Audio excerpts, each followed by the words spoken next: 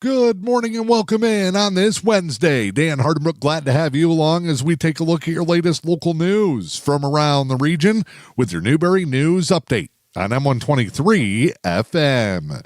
Your news today is brought to you by your three-time award-winning local newspaper of the year. It's the Newberry News. Let's check out this week's front page headlines.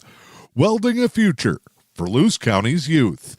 The Secretary of State is offering online driver's license testing for adults.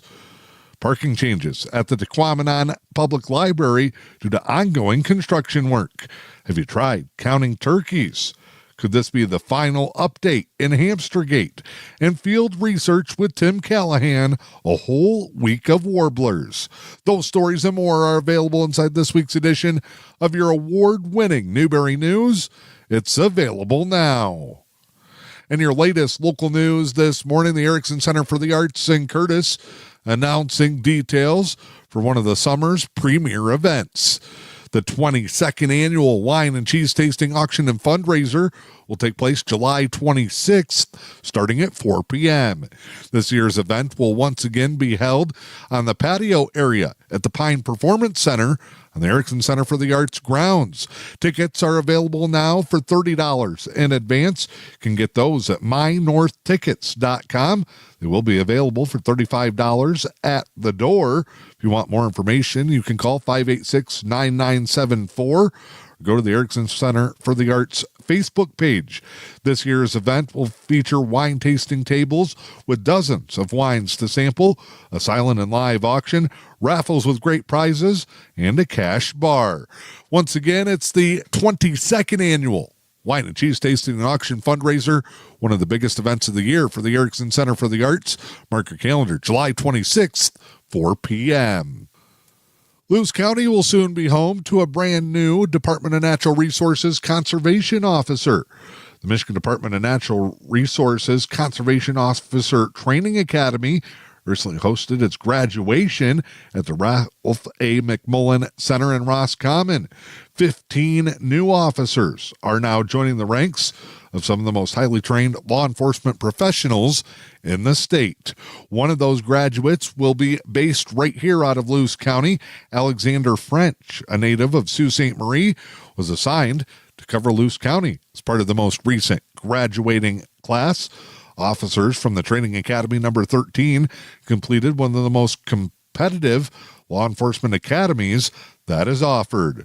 Partnered with veteran officers, the new conservation officers will immediately begin their probationary field training. It includes working multiple counties throughout the state with field training officers before reporting to their permanent assignments. The primary mission of conservation officers is to enforce fish, game, recreation, and natural resource protection laws, but COs serve a unique role as they also double up as certified law enforcement officers with the authority to enforce all of Michigan's criminal laws.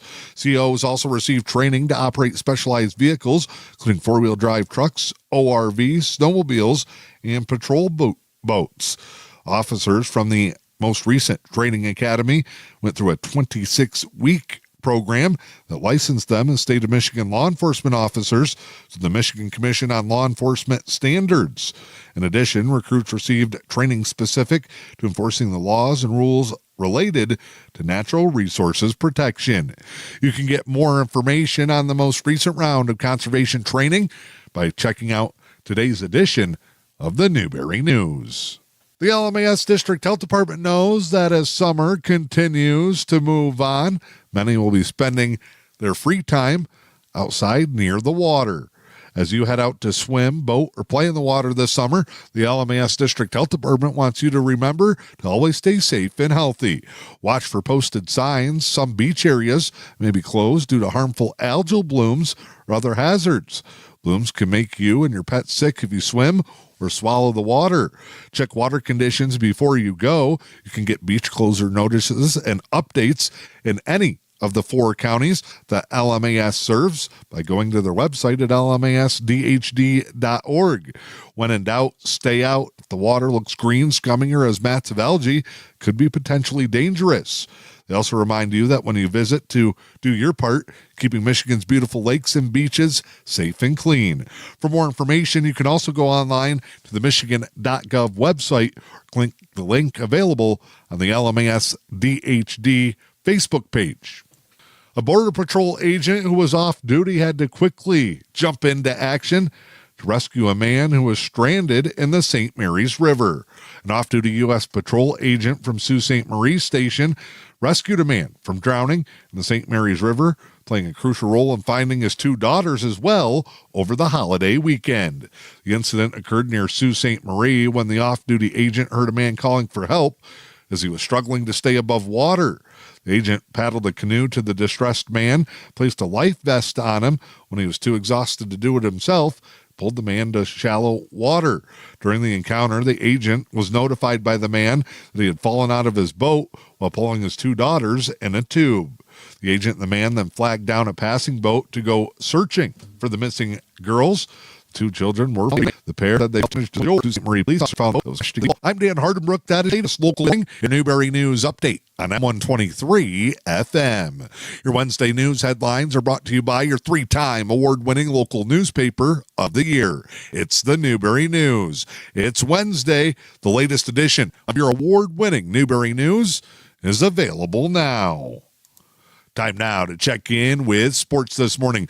Tigers continue their most recent hot streak, coming from behind to beat the Tampa Bay Rays 4-2 at Comerica Park yesterday. Tigers gave up a run in the first and another one in the third, but that was just a head start for Tampa Bay. Tigers respond with 1 in the fourth, 1 in the fifth, and then 2 in the seventh to complete the comeback.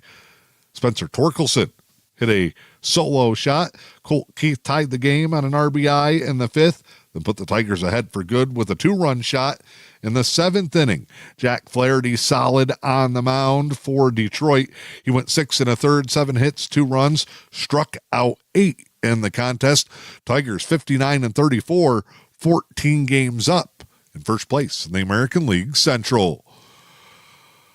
Inclement weather moving in today has caused the Tigers to push their series finale against Tampa Bay back to later in the day. The scheduled start time for today's Tigers